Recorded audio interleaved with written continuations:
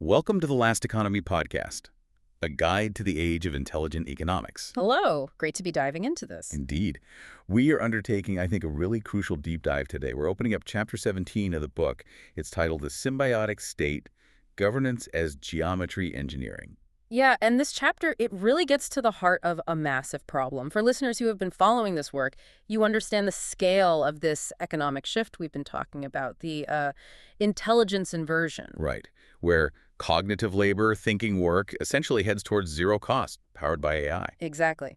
But that massive economic change, it doesn't happen in isolation, does it? The political structures, the governance models we built for the old scarcity-based economy, well, they're buckling under the strain. The entire nation-state framework is facing, frankly, an existential crisis. Absolutely. It's like trying to run a quantum computer with vacuum tubes.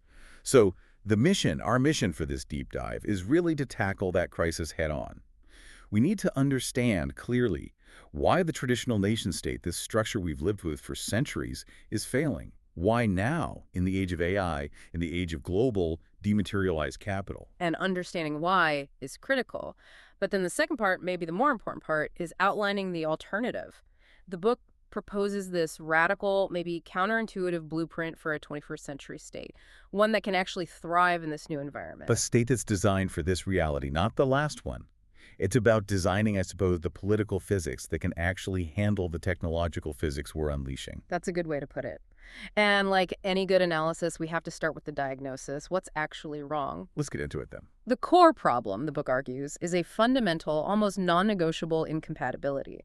It's like trying to mix oil and water. The structures, the assumptions, the very tools of the industrial age state were built for a slow, physical, tangible world. Right? A world of factories, borders, physical goods, things you could easily count and tax and control. Precisely. And those structures, well, they simply cannot cope with the speed, the volatility, the sheer fluidity of the intelligent economy. It's a different beast entirely. You know, it's easy to forget how successful the traditional state was. For its time, it was an incredible invention, a masterpiece of organizational design, really. Oh, absolutely. It solved massive coordination problems that had plagued humanity for centuries.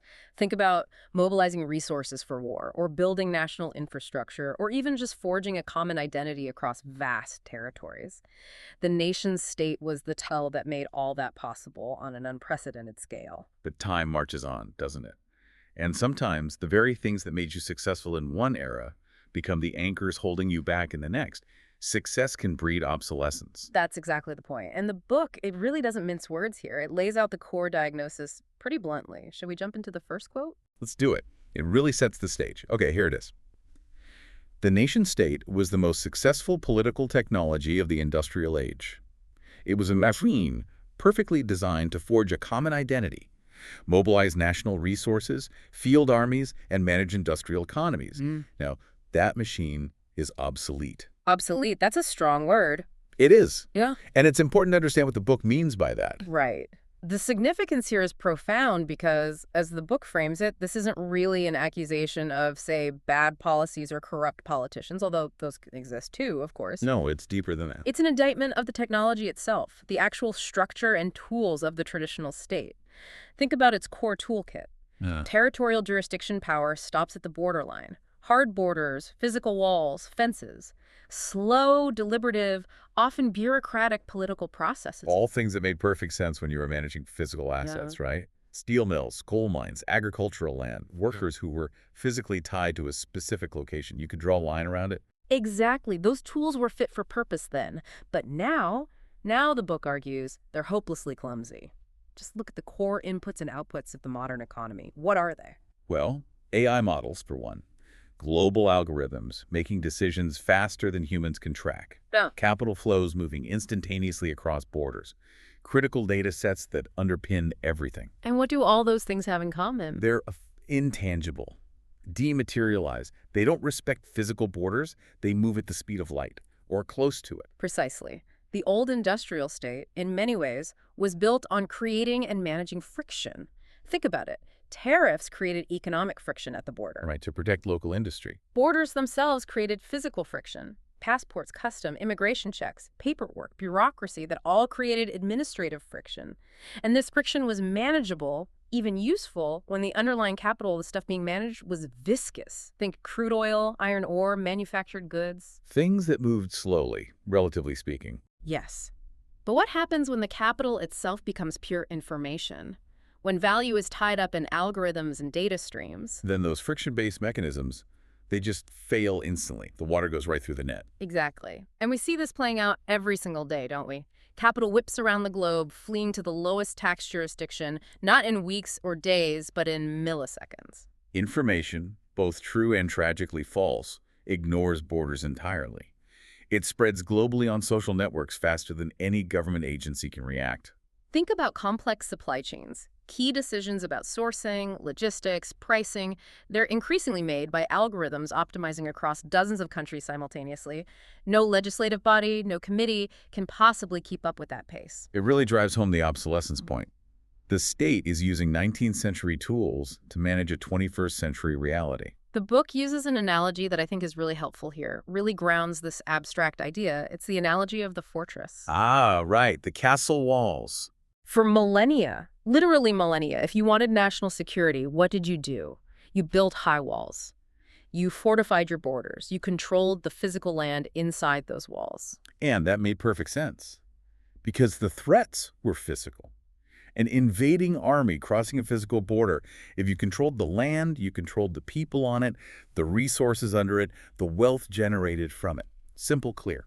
But now, the book argues that that traditional state fortress, it's being besieged by forces that flow through its walls as if they were not there. That's a powerful image. The walls are still standing, but the threat isn't trying to knock them down anymore. It's flowing right through the stones. Think about it. Your sovereign territory might be perfectly safe from, say, invading tanks. But what about a massive cyber attack, maybe state-sponsored, maybe not, that takes down your energy grid? Where's the border for that? Or what about trillions of dollars of financial capital suddenly vaporizing overnight because of some algorithmic trading error that originated offshore? How does a border guard stop that? Or a coordinated disinformation campaign that destabilizes your society? These modern threats, they are, as the book puts it, topological, not territorial. They're about connections, networks, flows, not about lines on a map. But the state is still trying to defend the walls. It's using mechanisms designed for physical scarcity against a world of, in some ways, accelerating digital abundance, or at least digital flow, like trying to defend against the wind. And this deep obsolescence, this mismatch, it forces us to confront the failure of something really fundamental. The old strategic gospel that underpinned national economic success for, what, 2 centuries? You mean comparative advantage? Exactly. David Ricardo's idea. Can you just quickly remind our listeners what comparative advantage means in that classic Ricardian sense for a nation? Sure. For generations, the bedrock of economic policy, implicitly or explicitly, was specialization based on geography. Ricardo's core argument was that nations should focus their efforts on producing the goods and services where they are relatively most efficient, usually because of some geographically determined factor. Well, if you have abundant, easily accessible coal and iron ore, you focus on heavy industry. If you have fantastic weather, fertile soil, plenty of water, you specialize in agriculture. If you have a large, low-cost labor force, maybe you focus on manufacturing. You leverage your fixed geographical assets, your natural endowments. In that logic, it really did define the industrial age, didn't it? It gave countries a clear, actionable strategy for building national wealth. Trade based on what you did best locally. It absolutely did. It was the dominant paradigm.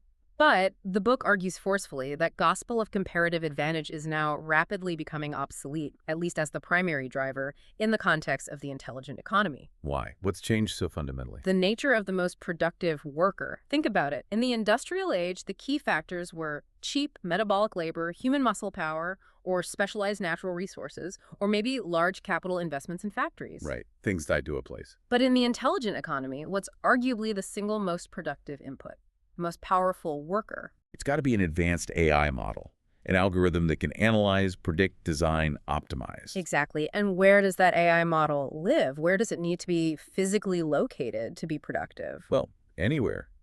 Anywhere with reliable electricity and a good internet connection. Yeah. It could be running on a server farm in Iceland to take advantage of cheap geothermal cooling. Or it could be a cloud instance spun up in Singapore or access from a laptop in Brazil.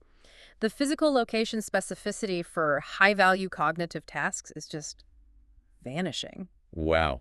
That implication is staggering, actually, Mm. because if my nation's greatest economic resource is no longer my coal mines or my ports or even my cheap labor force, Mm. but instead it's my intellectual infrastructure, my data assets, my network quality. Then your entire national strategy has to fundamentally change. You can't just rely on those fixed geographical assets anymore. They still matter for the physical world, of course, but they're not the core driver of value creation in the same way. So the game has changed. It's not about what's in your territory, but how well you cultivate something else. Correct. And this is where the book introduces a really critical concept. If the old national strategy was based on physical specialization, comparative advantage, the new durable strategic advantage for nations in the 21st century is based on the quality of the national ecosystem itself, its overall health and vitality. And that quality, that health, is encapsulated in this acronym the book uses, MIND. Right. Material, intelligence, network, and diversity. These are the four key forms of capital that nations need to cultivate. So MIND, material, intelligence, network, diversity. Yes. And the argument is that nations will succeed or fail in the coming era, not based primarily on what fixed assets they happen to possess within their borders, but on how well they cultivate and grow these four interconnected forms of capital, often in a global context. That is a complete shift in focus, isn't it? From managing a static silo, your territory, to actively cultivating a dynamic, interconnected system. It's a profound shift, and it leads directly into the next core idea, the need for the state itself to change its fundamental purpose and identity. Okay, so the old machine is obsolete. The old strategy of comparative advantage is fading. The state needs a new focus. Cultivating this mind, capital, material, intelligence, network, diversity. And that transition from managing fixed assets to cultivating these fluid interconnected capitals, it forces the state to undergo really a profound identity change. It has to rethink its very reason for being. Because the industrial state, its identity was pretty clear, wasn't it? It was largely defined by extraction and control. Absolutely. Extracting resources, extracting taxes, controlling borders, controlling populations, commanding industries, setting quotas. That was the modus operandi. But the symbiotic state, this new model the book proposes, has to reject that identity entirely. It needs a new purpose, a more generative one. Right. And this is where the core philosophy of this chapter, I think, really shines through. There's a quote that uses a powerful visual metaphor to explain this necessary mindset shift. It contrasts two roles. This is the factory manager versus the gardener one, right? Yeah. Let me read that. It's quote 2. Okay. Quote 2. The symbiotic state has a different purpose. It evolves from an extractor of value to a cultivator of a generative ecosystem. Its primary function is not to command the economy, but to create the fertile conditions from which a healthy economy can emerge. It is no longer a factory manager, it is a gardener. The gardener state. I have to say, that's a really appealing, almost beautiful vision. Instead of this harsh, mechanical state, you have something nurturing, cultivating life. It is a powerful metaphor. But let me play devil's advocate for a second. Yeah. History is kind of littered with states that start with seemingly benign intentions, maybe like a gardener wanting a beautiful garden. But they quickly devolve into controlling tyrants. The gardener starts deciding exactly which flowers are allowed to grow, which ones are weeds to be pulled out, which citizens, which businesses, which ideas get suppressed. How does this symbiotic state avoid that trap? How does the gardener not just become an overbearing factory manager in disguise, but with, nicer language? That is absolutely the essential question, isn't it? How do you ensure cultivation doesn't become coercion?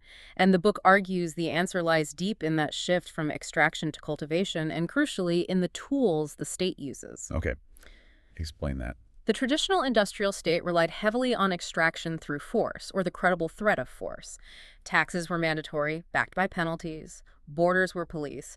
Mandates and regulations commanded specific actions. And this worked after a fashion because the capital it was managing, factories, land, physical goods, was tangible and relatively immobile. You could physically police the border, you could count the factory output and tax it. You could put your hands on it. Right. But the symbiotic state understands, or must understand, that trying to apply that old model of extraction and control to the fluid, intangible capital of the intelligent economy ideas, data, networks, trust, is, as the book puts it, a recipe for failure. Why failure? Because that capital is slippery. You can't effectively put a dam on a cloud of data or an innovative idea. If you try to clamp down too hard with old-style command and control, the value just moves elsewhere. Capital flows away, talent leaves, innovation happens somewhere else. You're left trying to extract value from an empty space. So the control itself becomes counterproductive. The gardener trying to grab the water just finds it slips through their finger. Exactly. So the state's goal fundamentally shifts. It's no longer about maximizing a specific predetermined output, like hitting a quota of 10,000 widgets this quarter. That's the factory manager mindset. Instead, the goal is maximizing the overall health, resilience, and generativity of the entire ecosystem. The gardener doesn't stand over the flowers shouting, "Grow taller." No, that would be absurd. The gardener focuses on the underlying conditions. They ensure the soil is fertile, nutrient-rich. They make sure there's adequate sunlight and water. They manage pests and diseases that threaten the whole garden. They create the conditions for healthy growth to emerge naturally. Okay, I see the shift in goal. From output to ecosystem health. But how does the state achieve this cultivation practically? What are the tools of this gardener state, if not commands and mandates? This is where the book introduces another key concept. The state's new toolkit is called Policy as Geometry Engineering. Geometry engineering. Okay, that sounds technical. What does it mean? It means the state works indirectly, subtly, non-coercively. Instead of issuing direct commands, you must do X. It focuses on reshaping the underlying landscape, the geometry of the economic and social space, so that desirable outcomes aligned with the common good and ecosystem health, emerge naturally. They become the path of least resistance for individual actors pursuing their own goals. Reshaping the landscape. Yeah. Path of least resistance. Can we make that more concrete?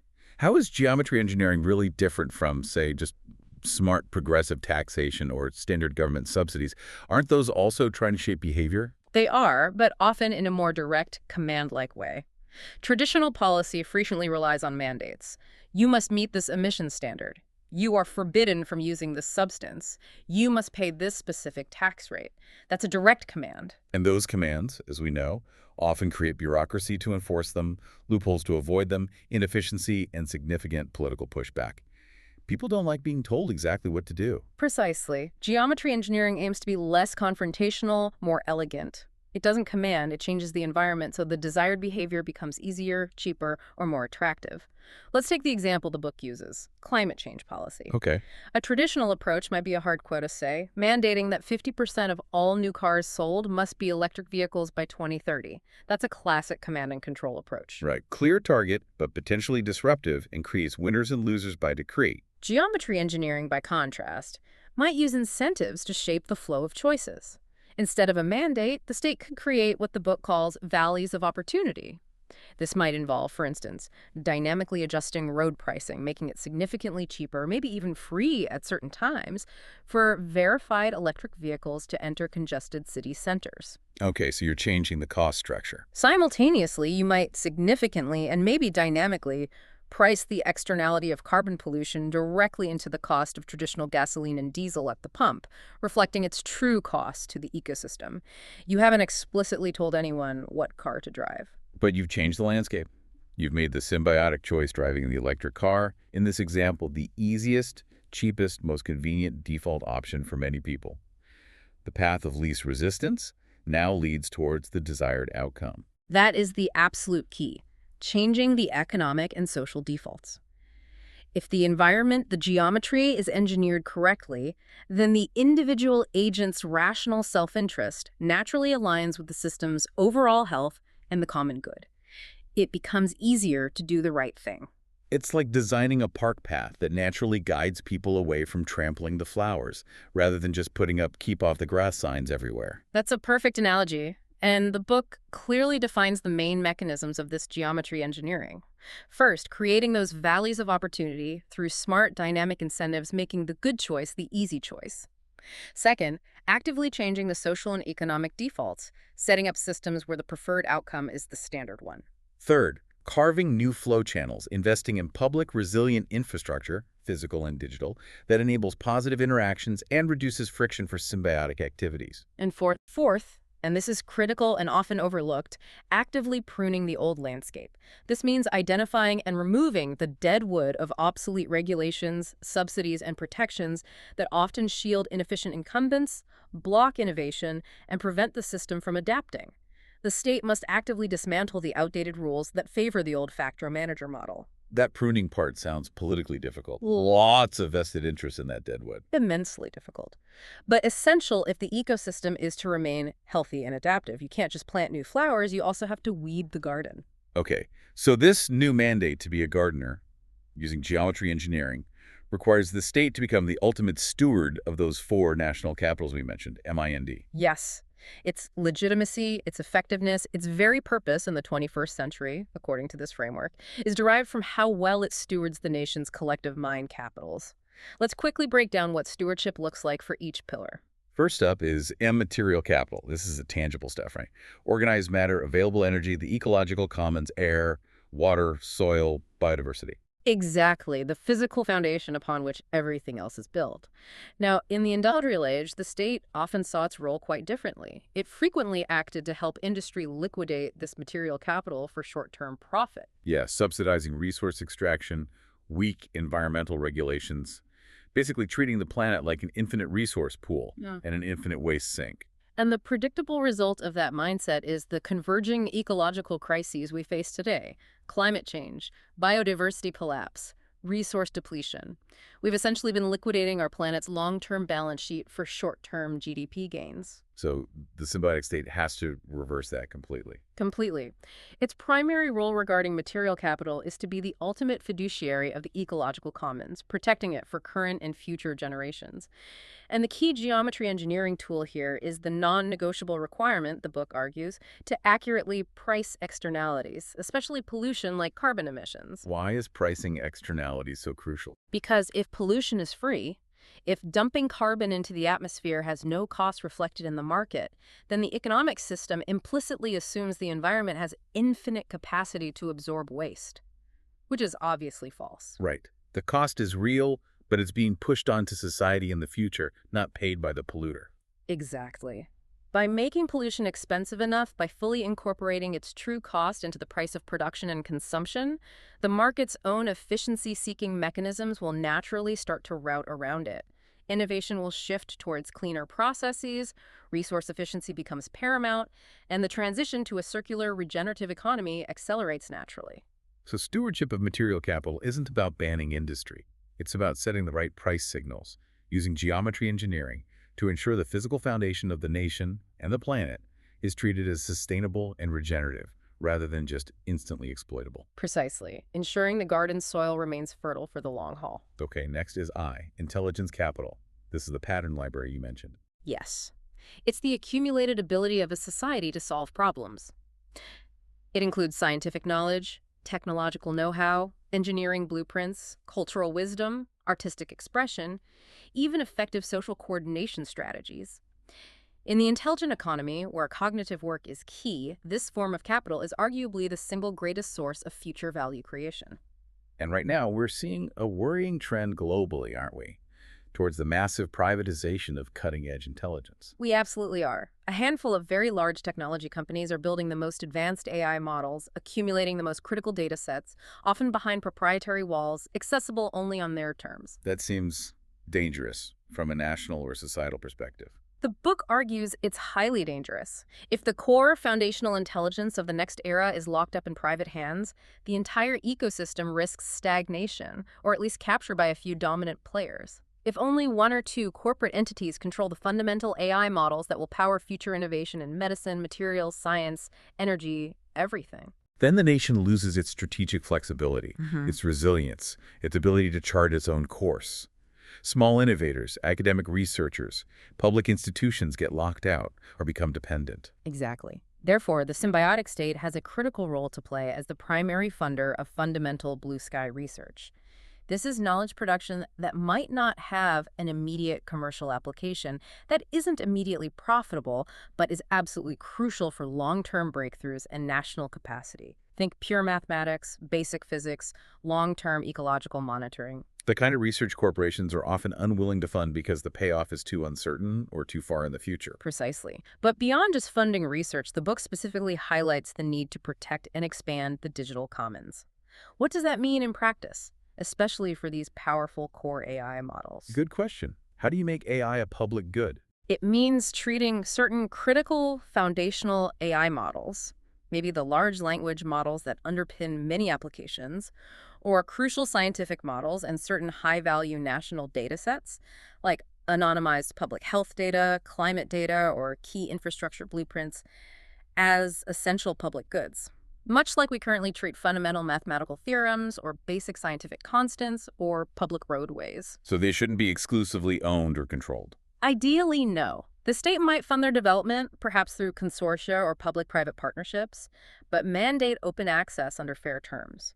The goal is to ensure that small startups, academic researchers, nonprofits, and even individual citizens have access to the base layer of intelligence needed to innovate and solve problems. It's about preventing the monopolization of the future problem-solving capacity of the entire nation. Cultivating the collective brain, essentially, making sure everyone has access to the fundamental tools of thought for this new age. That's a great way to put it. Okay, third is end network capital. This sounds like connections, relationships. Yes, network capital is the connective tissue of society and the economy. It includes social trust, the willingness of people to cooperate and rely on each other. It includes communication channels, the infrastructure and protocols that allow information and value to flow. It includes relationships, collaborations, shared norms, and standards. And the book suggests this might be the most critical capital for, what was the term? Topological sovereignty. Yes, we'll get to that. But fundamentally, high network capital makes everything else work better. We know this intuitively, and economic history confirms it.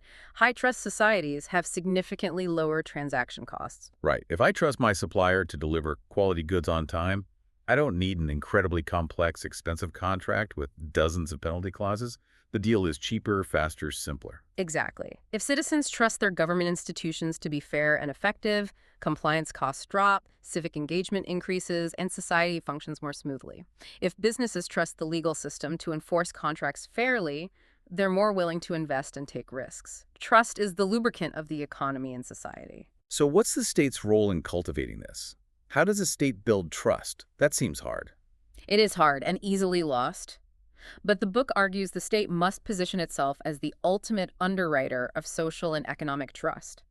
It does this not just through the obvious means, enacting clear, fair laws and enforcing them impartially. That's the baseline. What else? A key mechanism emphasized is fostering systems of radical transparency. Not absolute transparency about everything. Of course, national security and individual privacy need protection. But radical transparency about how government functions, how decisions are made, what data is being collected and used in aggregate anonymized forms where appropriate. So if governance mechanisms are opaque, if things happen behind closed doors with no explanation, trust naturally erodes. People suspect the worst. Correct. But if government functions, data flows, budgets, decision-making processes are made visible, auditable, and understandable to the public, maybe through open data portals, clear reporting, citizen oversight bodies, then trust has a chance to grow. It reduces suspicion and increases accountability. When trust increases, friction decreases, and transaction costs plummet across the board. So when we talk about the state investing in infrastructure in the 21st century, we shouldn't just think about roads and bridges anymore. No, we need to think equally, maybe even more importantly, about investing in the infrastructure of trust. That means building institutional integrity, ensuring judicial independence, creating resilient and secure data infrastructure, fostering open standards, and developing legal and regulatory frameworks that are seen as fair, stable, and globally trustworthy. Because that trust, that reliability, is what allows commerce, ideas, and collaboration to flow quickly and reliably, both domestically and across borders. Absolutely. The book makes a strong claim here. The health of a nation's network, its connectivity, its reliability, its trustworthiness is becoming a far more accurate measure of its true power and influence in the 21st century than traditional metrics like GDP or military size alone. High network capital equals high topological power. You've got it. All right, the final pillar of mind is diversity. The book calls this the option portfolio. What does that mean? Variety of what? It means maintaining a wide variety of approaches, solutions, perspectives, and possibilities within the system. Diversity in energy sources, diversity in supply chain configurations, diversity in economic models, diversity in technological pathways, even diversity in cultural viewpoints and problem-solving heuristics. Okay, but my first thought is, why should the state actively cultivate diversity? Don't markets, especially efficient markets, tend to do the opposite? They find the best solution, and then everyone adopts it because it's the most efficient. They absolutely do. And that drive for efficiency is precisely the danger that cultivating diversity aims to counteract. Markets, left entirely to their own devices, naturally gravitate towards monocultures. Why? Because a monoculture, at least everyone using the same standard, the same supplier, the same process, is usually the most efficient configuration, at least in the short term. It minimizes coordination costs, achieves economies of scale, simplifies things. Okay, efficiency is good. Efficiency is good, but pure efficiency often creates extreme fragility.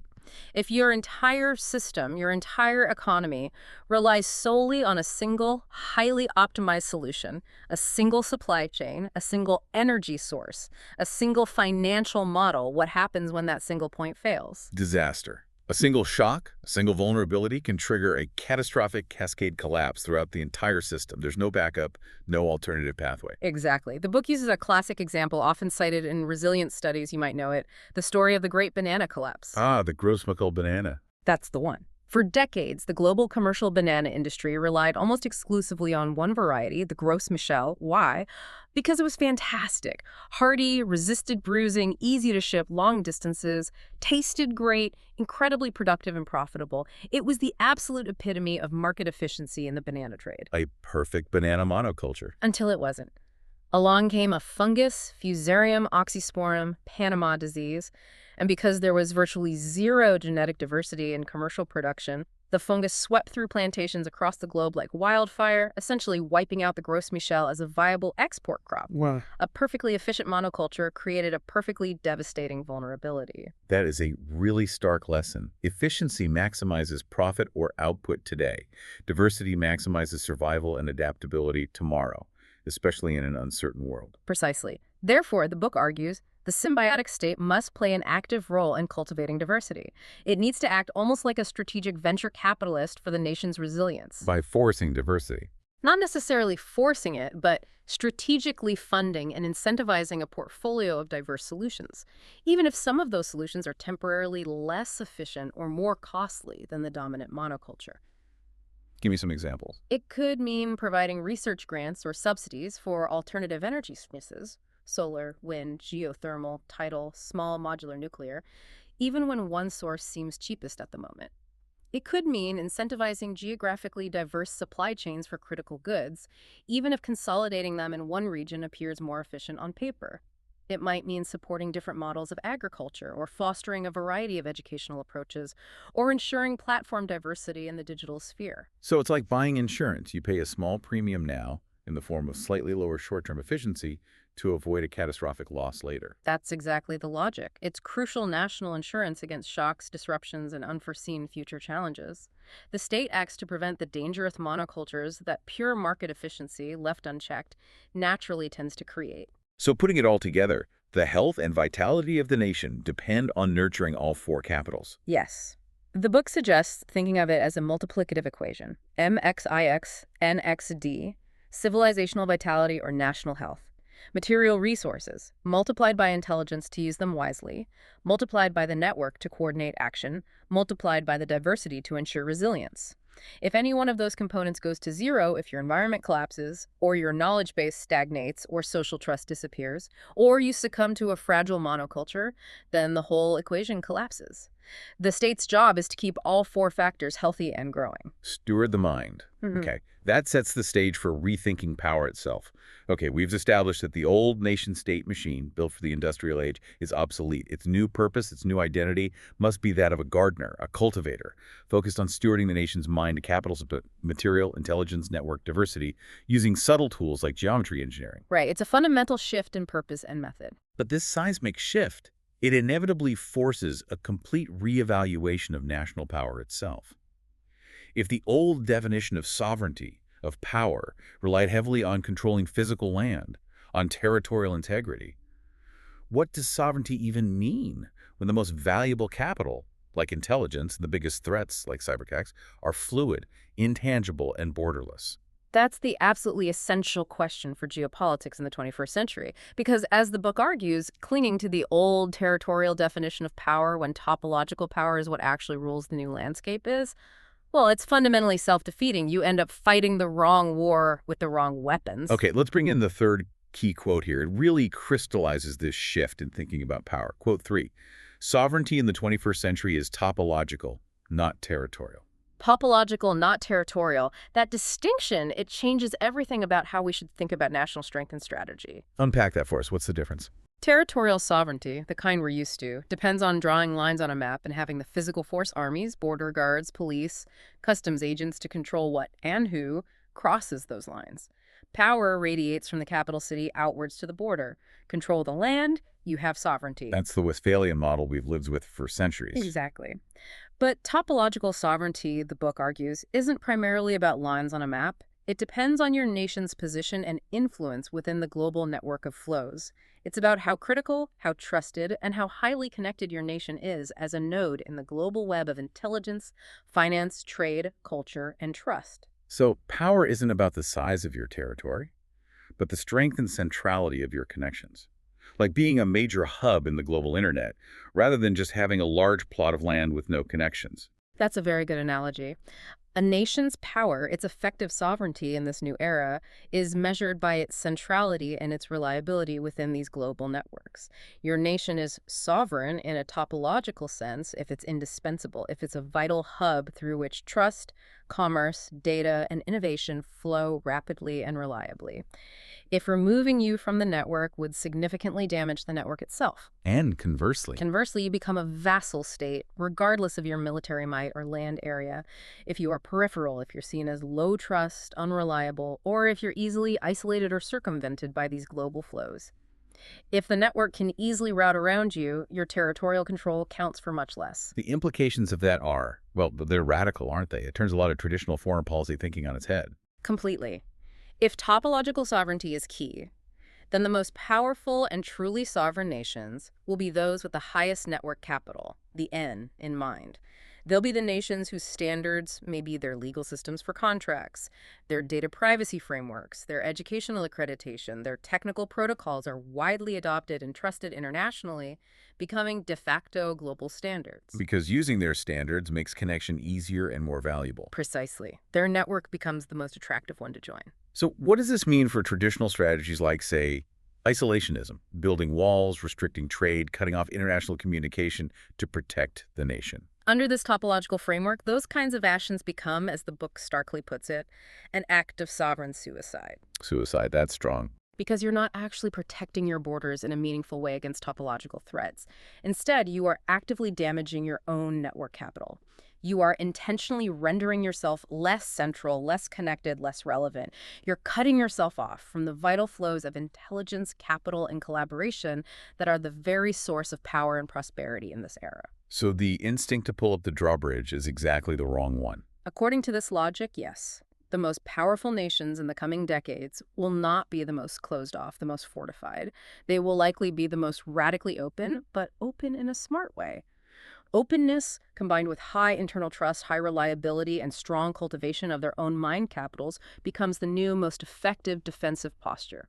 You become indispensable. Wow. Okay. So if the state's purpose is cultivation, Gardner, and its power is topological, network centrality, this surely necessitates a completely different structure for government itself, right? The old, rigid, hierarchical, slow-moving bureaucracy seems ill-suited for this dynamic, networked world. Absolutely ill-suited. You can't manage a fast-flowing network with the slow-moving hierarchy.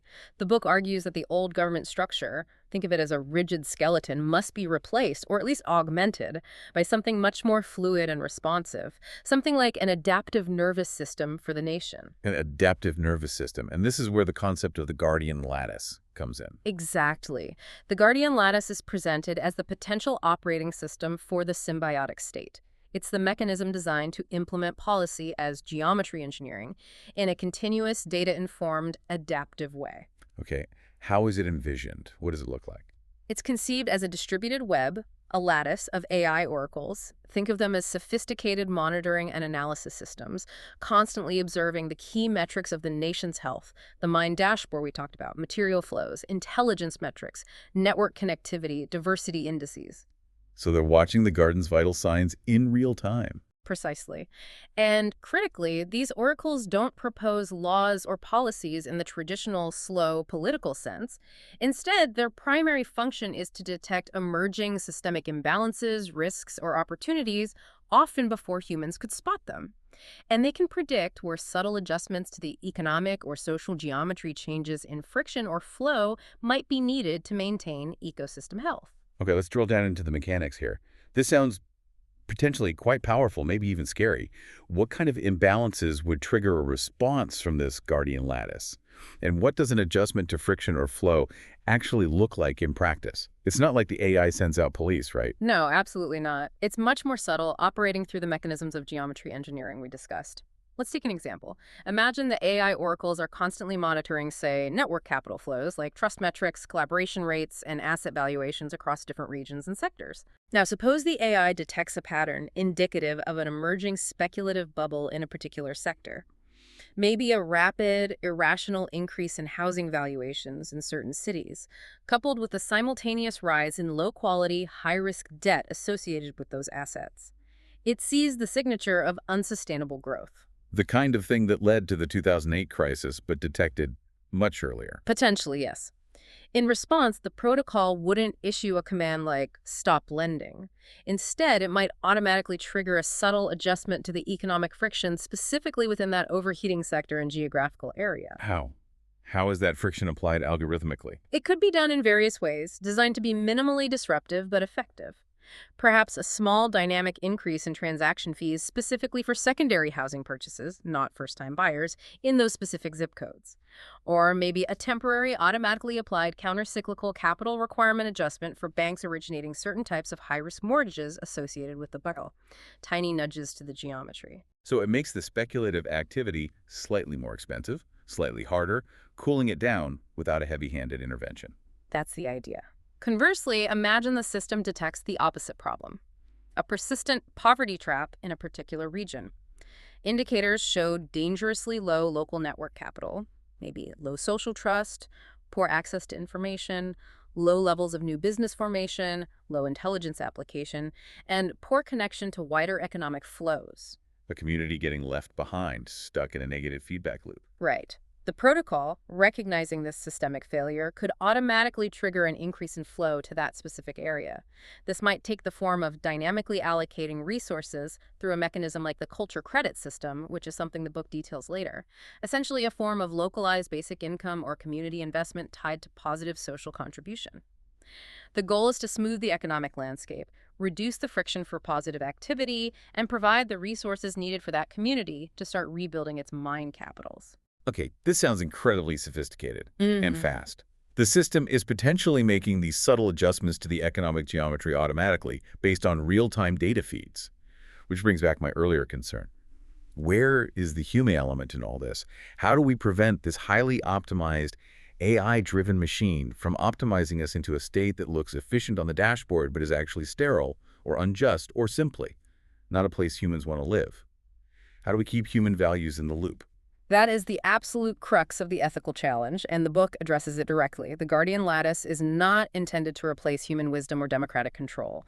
Its power needs to be aligned with human values. This is the function of what the book calls the human alignment layer. Okay, what is that and how does it work? The core principle is that the Guardian Lattice doesn't replace human judgment. It elevates it.